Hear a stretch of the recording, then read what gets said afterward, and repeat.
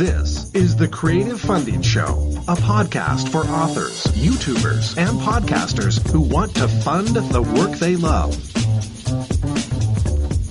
Welcome to The Creative Funding Show. I'm Thomas Umstattd Jr., and with me today is Steve Olsher, who is famous for helping individuals and corporations become exceptionally clear on what their what is and the one thing they were created to do. His practical, no-holds-barred approach to life and business propels his clients and presentation attendees towards achieving massive profitability while culminating lives of purpose, conviction, and contribution. And he also runs the New Media Summit and hosts Reinvention Radio. Steve, welcome to the Creative Funding Show. Hey, man. Appreciate you having me on. So I want to talk a little bit about the state of podcasting. You have a podcast, and the New Media Summit is specifically for podcasts. What would you say to people who say that podcasting is just a fad?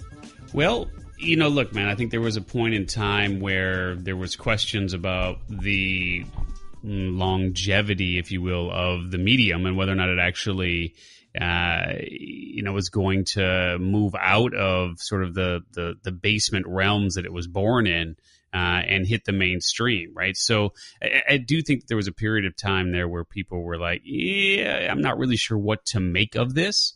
But the fact of the matter is that podcasting is certainly not a fad at this point. I mean, when you look at what's going on in terms of Wi-Fi being a standard accessory in the car, in terms of what's going on with Apple CarPlay and Google CarPlay, all of the momentum that NPR and some of the other media outlets have thrown into this particular medium, there's just no way on God's green earth that it's going to fall under that category of being a fad anymore. And certainly when you look at the numbers, I mean, the numbers substantiate the fact that not only is it not a fad, but it's growing massively. And more recently here, I just heard that for the first time, podcast listenership has exceeded satellite radio listenership, which is a huge step in the right direction. Because I think there was a point in time there where people were really concerned, at least in the podcasting industry, that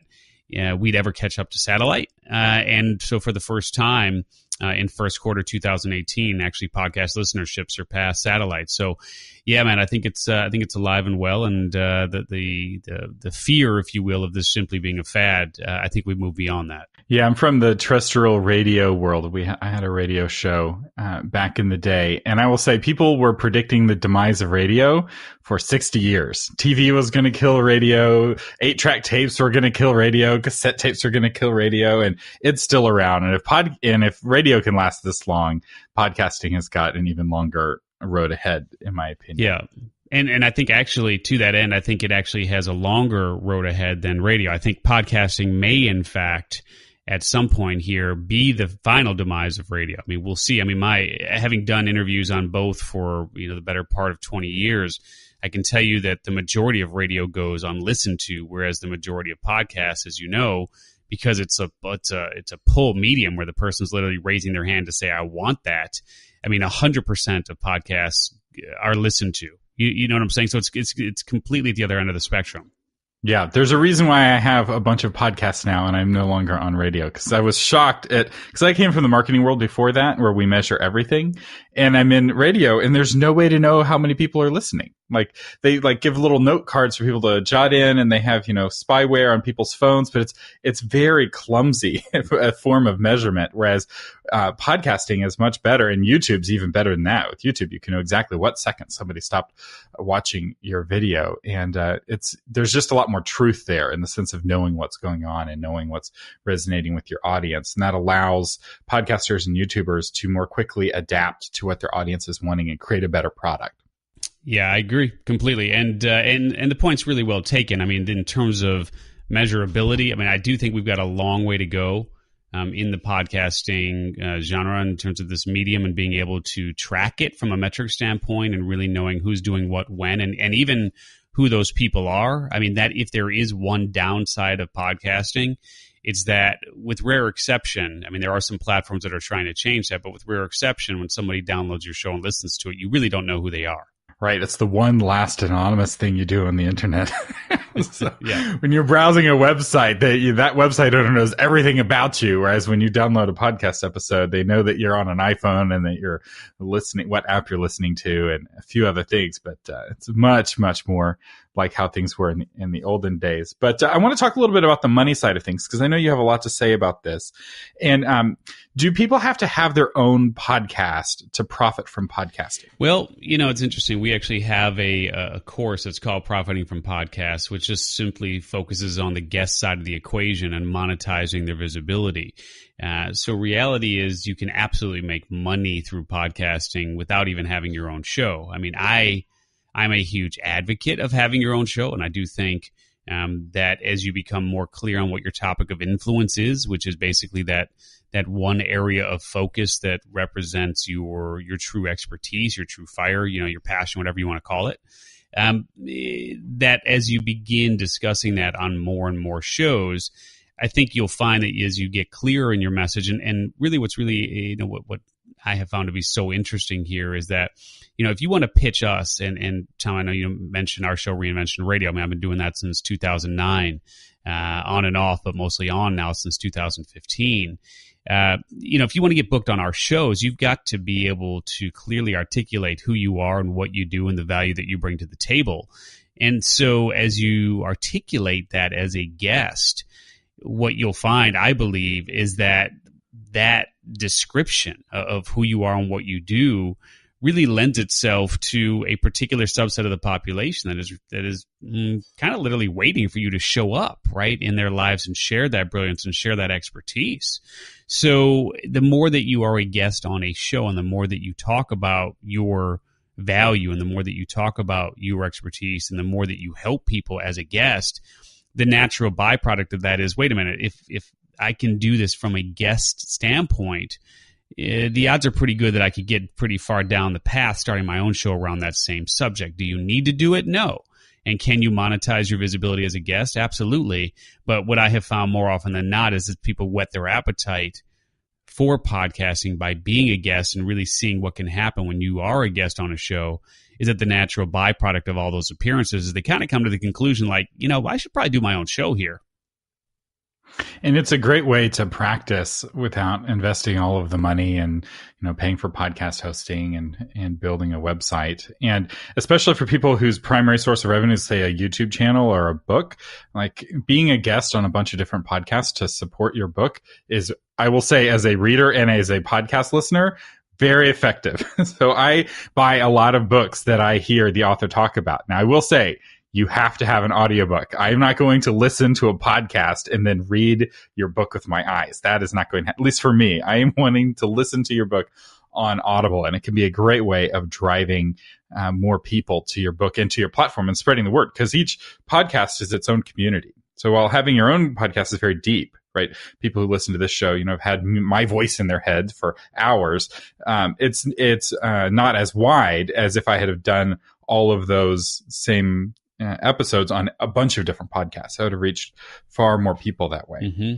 Yeah, I mean, the point is really, really well taken. And again, because it's a pull medium in terms of the people who are listening to the show, if they listen to the show, they're actually saying that, they're raising their hand, right? They're saying, I want that. So there's no force. No one's forcing it down your throat. So I kind of liken it to an email situation here. So if you do email marketing, you know what email open rates are. Let's just call it, 10, 20% max, depending on who you are. Whereas with podcasting, it's basically the equivalent of like a 100% open rate, and even more so like a 100% click-through rate, right? Because the people that are downloading and listening to that show are in fact saying, I want that. And that it's a totally different relationship between the podcaster and the audience because of that. Yeah, that's really good. And can you explain the difference between push and pull? Because those were really popular terms a few years back, and they're still super important principles. But I haven't heard people use those terms quite a bit. So I want to make sure everyone knows what you mean when you're saying a pull medium. Yeah, so I'm both on the cutting edge, Tom, and way behind in a lot of ways. So it just depends on the... I'm right there with you. Yeah, I'm right there with you. Just depends on the conversation. But so pull media As podcasting would be a perfect example, YouTube would be a perfect example, blogging would be a perfect example, where basically a consumer decides what they want to consume, when they want to consume it, and on their preferred device, right? Versus, we mentioned radio earlier. If you're flipping through the dial there, you don't have any say about what's on. Like, you didn't choose the song that's on. That song is pushed out at you, and it's pushed out at everyone who has access to that signal. So television would be another example. Newspapers would be, of course, another example as well. You don't have any choice about what that content is other than to consume it, so i.e. stay on that channel, or decide not to consume it and i.e. change the channel, right? So that's the biggest difference. Is pull medium is basically like a 100% opt-in rate for that media, versus push media, where it's just really kind of hit or miss, because you're pushing the same message out to the masses, and some of those folks who are in receipt of that signal may decide, I want that, and the large majority of folks they're not going to have any interest in it. And the ultimate push media is like direct mail, like a billboard you can't avoid, or it's not only do you not control, but you don't what it is, but you also don't control whether you receive it or not.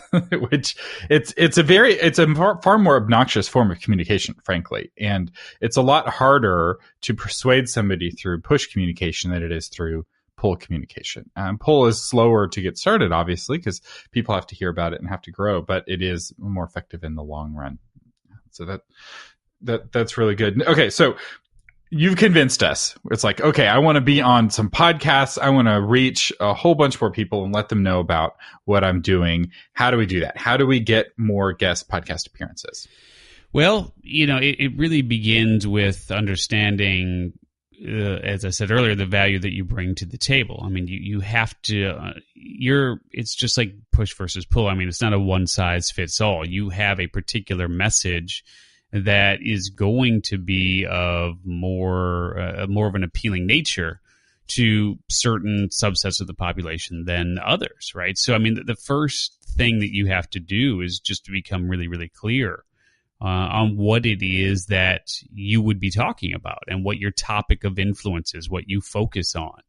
And then making sure that you have the ability to talk in sound bites, make sure that you have the ability to understand the needs of the audience, make sure that you have clarity on a particular system, if you will, that you can cover during an interview that can really add meaningful value for the audience, right? So a big part of it is really having clarity on who you are and what you do and how you help people, and then finding relevant shows. And one of the easiest ways to do that is to create, as I've said now a few times, you're just having clarity around what your topic of influence is. And that's really the 1, 2, or 3, or maybe 4-word description of who you are and what you focus on. And ostensibly using that as the keyword or keywords to search for relevant shows that are already talking about your area of expertise. And that's where I would start in terms of finding those shows, listening to those shows, making sure that you actually wanted to be a guest on those shows. Because, reality is you may not necessarily like the show, or the show may not actually do interviews, right? So, I mean, you've got to make sure that you're pitching the right shows, and that requires you to understand, how to find those relevant shows.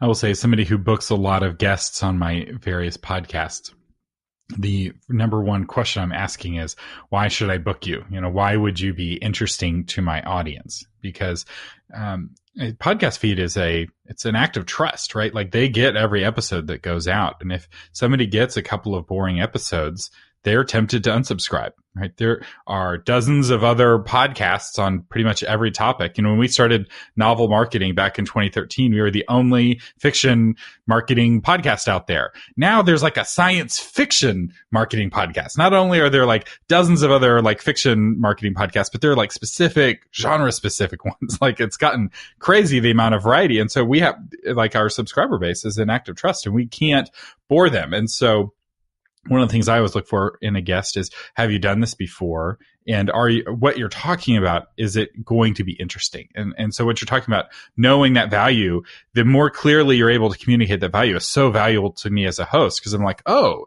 that value is something that I think my audience would be interested in, and I'm much more likely to book you.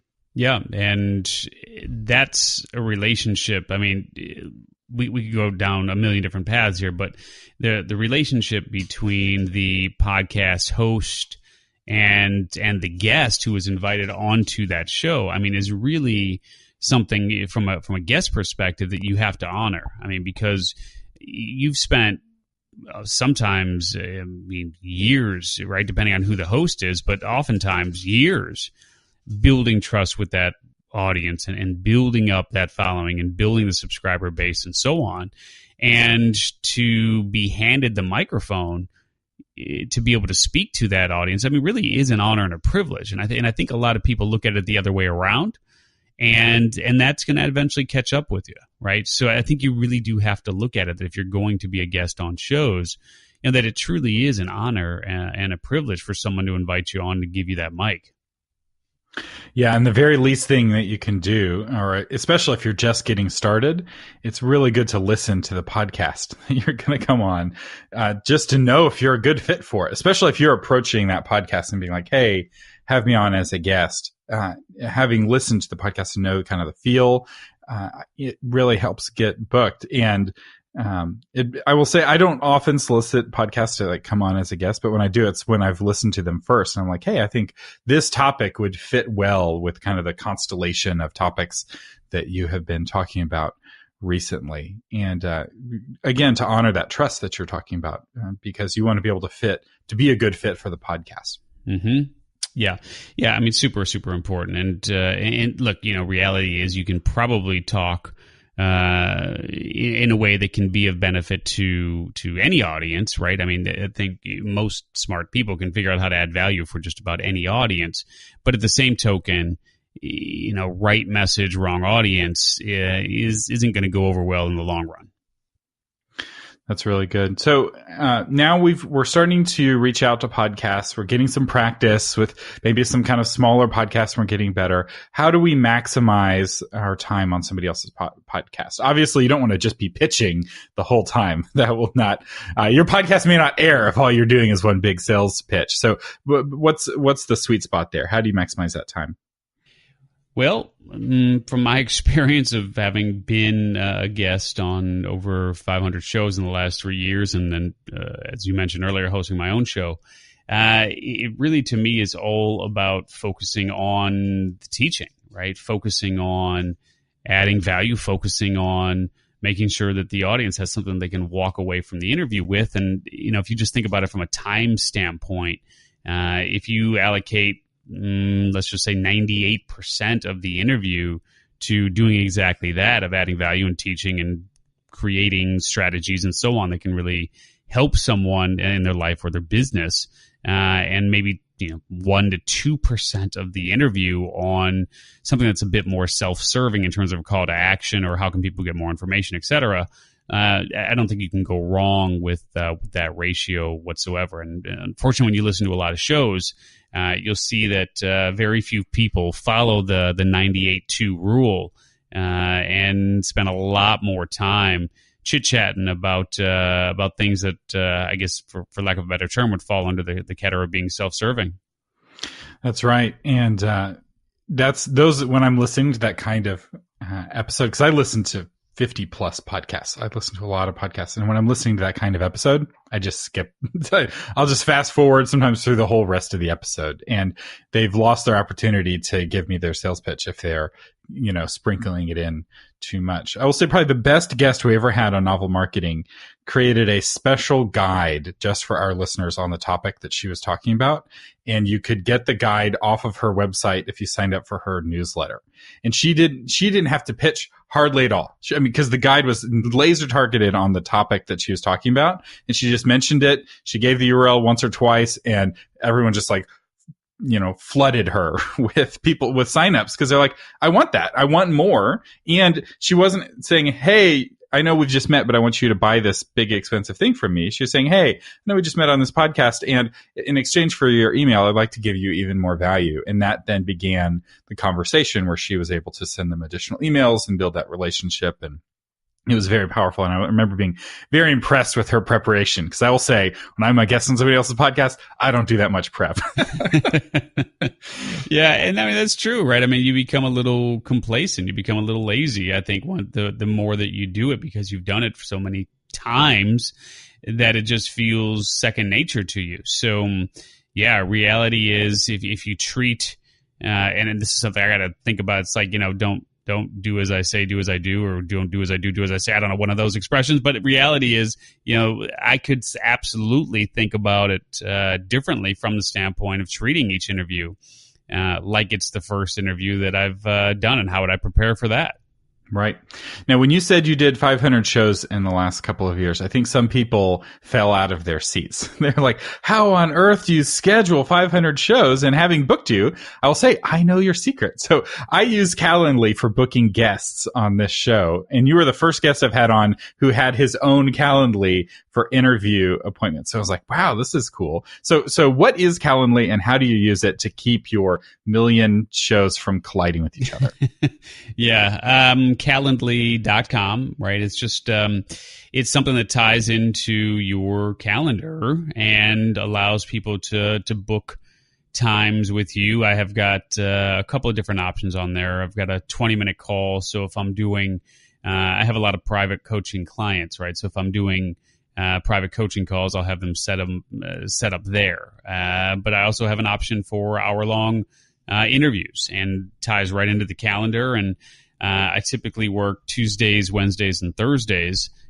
So I try to get everything scheduled in those days. But yeah, keeping track of things is somewhat of a nightmare, trying to coordinate schedules and so on. So for me, I use it both for folks to book calls with me, but then on the other side of the coin there, I use it for the podcast hosts who want to have me on their show to find a convenient time, typically on a Tuesday, Wednesday, or Thursday. Yeah, it's amazing. And what I love about it is that when someone books a slot, that slot, it not only goes on your calendar. So I use Google Calendar, it creates the event on my calendar, but it also shows that time period is booked. And then I can set the buffer before and after that's also booked.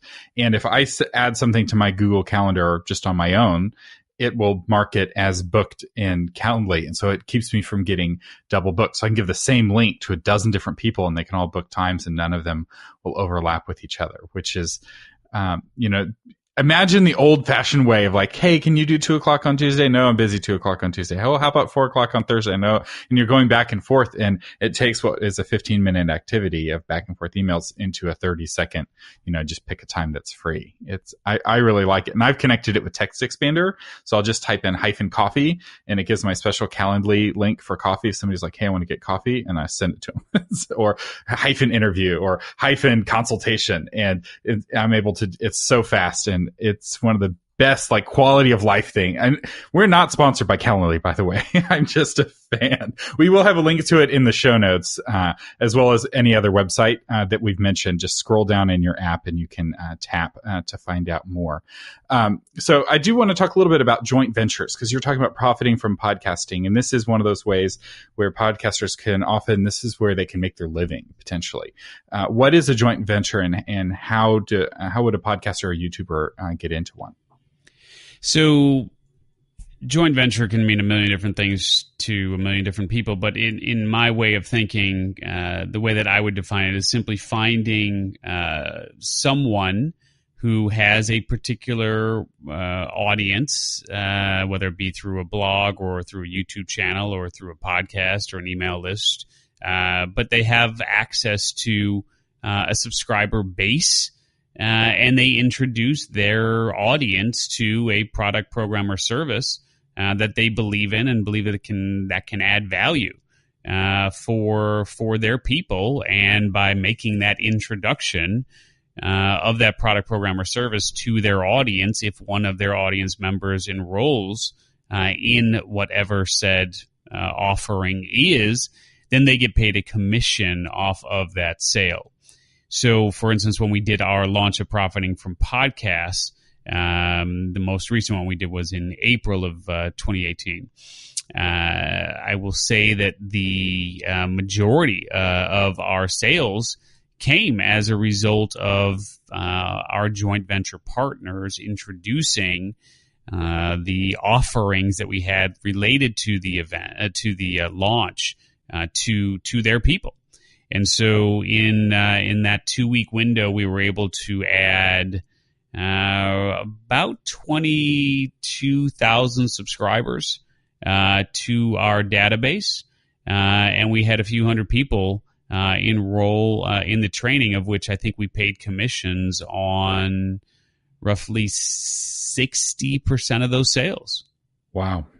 I did a joint venture recently. I've just started getting into this myself. And what we did was, it was for K-Lytics, which is a Kindle analytics program to help you figure out which categories are, popular but not very crowded in Amazon, which is this like super niche software, right? Like most people would be like, I am entirely uninterested in that. But the kind of people who would be interested in that are indie authors who just happen to be our listeners on Novel Marketing. And we mentioned it on the podcast. We sent out a couple of emails, and then we had a webinar, and that was and that was kind of the combination. So we had a totally free podcast, and we had a few episodes or emails, and then the webinar. And that was an incredibly effective way for me, as I was on the other side. So what you just described with Profiting from Podcasting, you created the product and then you partnered with people to help spread the word.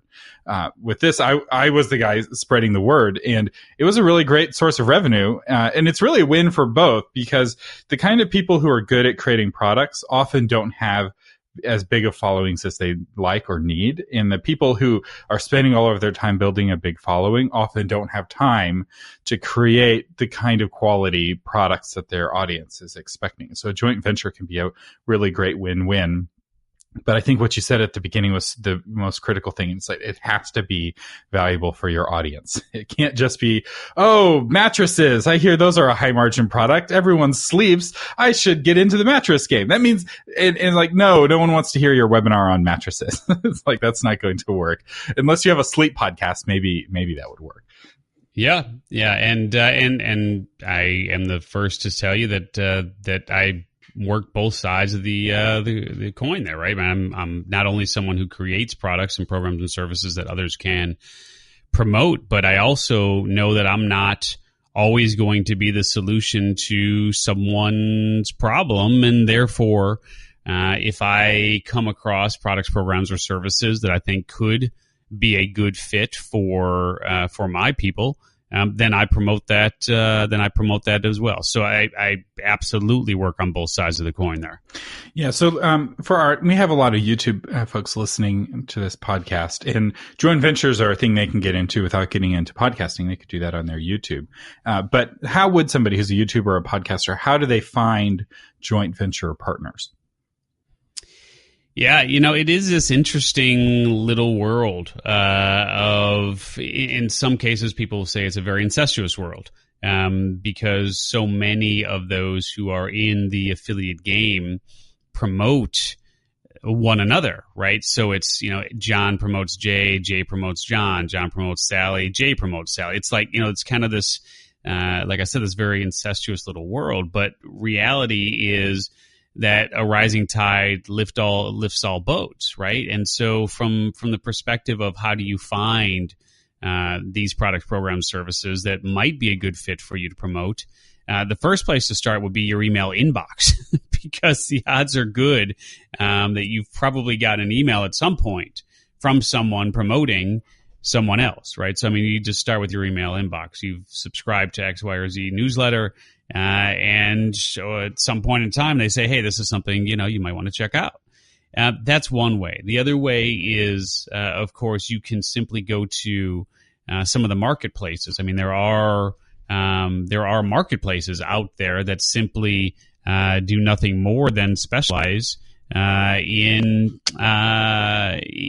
these affiliate offerings. You have companies like Share a Sale is an example of where if you go to Share a Sale, you could find hundreds of offers, right? I mean, there are marketplaces where you can find these offers. ClickBank, right, is a perfect example of one of the places where you can find a ton of offers.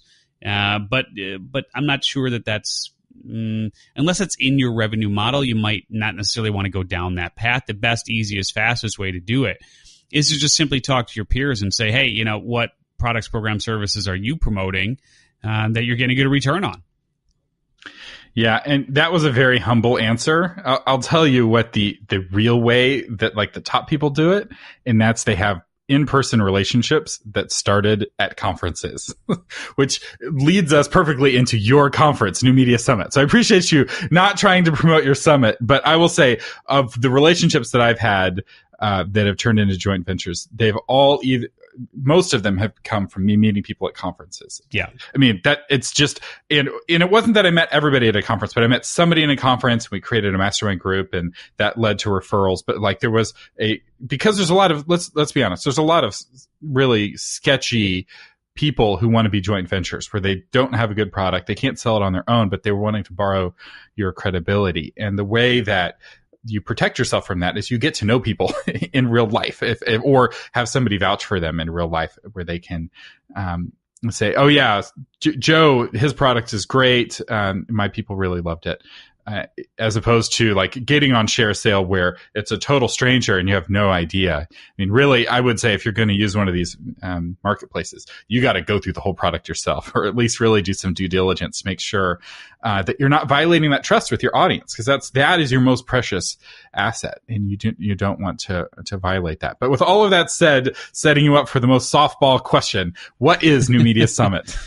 Yeah, and I mean, look, you're absolutely right. I mean, from the standpoint of the best way to develop real relationships with people is, of course, to meet them in person. And all of the people who I promote are people that I know personally. There's not a single person, if you're on my email list, there's not a single person that I introduce you to who I do not know personally and who I don't like and who I, can't vouch for, right? I mean, every single person I have a personal relationship with, often I'm really good friends with, and believe in them, believe in their offerings. So, yeah, the New Media Summit is a great place to meet, awesome people from across the globe for sure. But for those who are unfamiliar with the event itself, it's a pretty unique event from the standpoint of we bring in 40 top podcasters and we give a fairly intimate group of 150 attendees the opportunity to learn from them and break bread with them and dance with them and hang with them. And the highlight, if you will, is that everybody has a chance to pitch the podcasters on who they are and what they do. And literally get booked on the spot for the shows that it's a good fit for. So over the course of a few days together, you really get to know one another. And I can tell you that just since we started doing this in 2017, I've had just the most extraordinary experience getting to know just so many amazing podcasters and so many amazing attendees whose stories are just, God, the stories of the attendees and their willingness to be vulnerable and their willingness to share and their willingness to really go out on a proverbial limb here, if you will, to really just go so much deeper than you could ever imagine people would want to go publicly, especially in a forum like that. It really just creates this very unique bond where we have an incredibly tight community of not only, of course, the podcasters who attend and share their best practices and so on, but even amongst the attendees, because we facilitate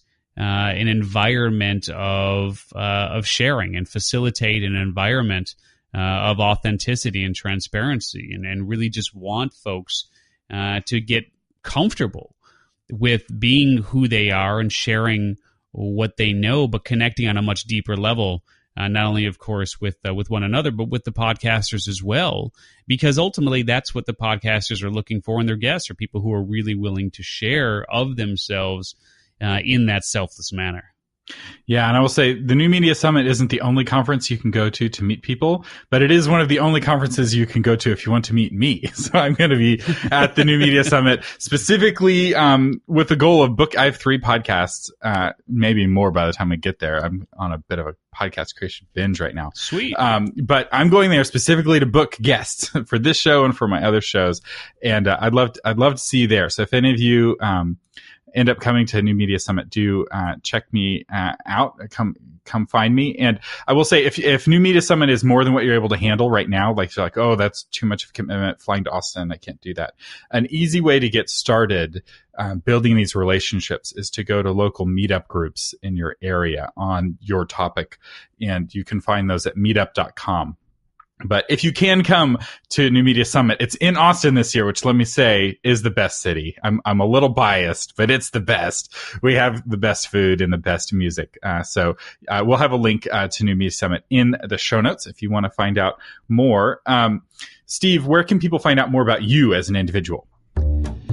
Yeah, look, the best place probably is just check out Reinvention Radio, right, which is our show. And if you survive that and you're interested in learning more about who I am and what I'm doing, probably Olsher.com, OLSHER.com would be the next best place.